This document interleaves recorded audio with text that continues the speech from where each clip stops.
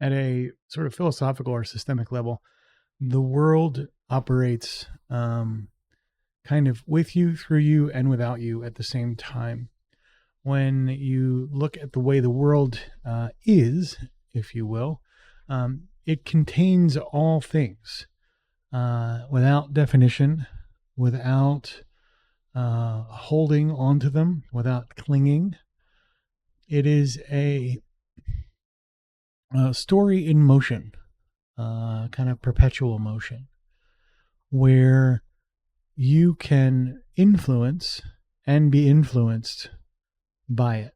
In the same way, you can see you outside and see a beautiful sunrise, and that could be the one sunrise that changes your life.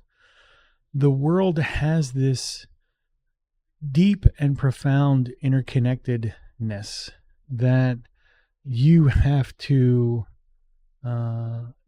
begin to at least fathom at your periphery in order for you to be able to really become part of the change you want to see.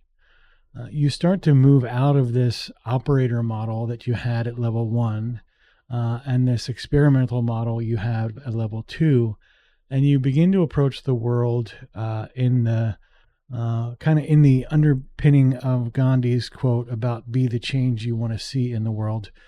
You become a living part of that organism, if you will, or that system of interconnected pieces and parts and wholes and subwholes and societies and cultures and the vast array of things.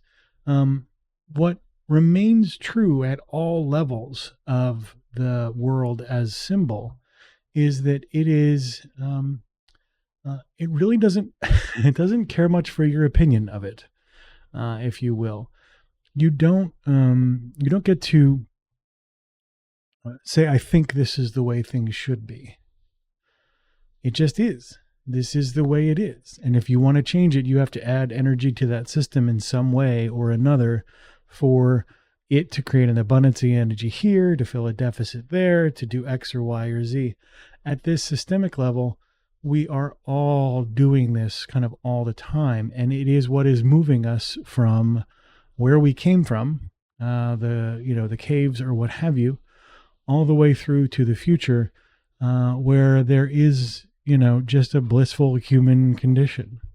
And as we take part in that process, the people that can appreciate the systemic nature of this and understand how to best apply it are the ones that will be most successful at creating change. And so you're going to learn as you progress how to move into and out of the world to the lodge, through the other sort of adjacent spaces to work in, so that you can essentially practice with other Masons or other people in your Sangha or your church or whatever, that you can bring them together to learn from everyone's collective experience, to deepen the interrelatedness, and then that will have a sort of systemic net impact to the positive for everyone in your local group, and by extension, everyone in the world.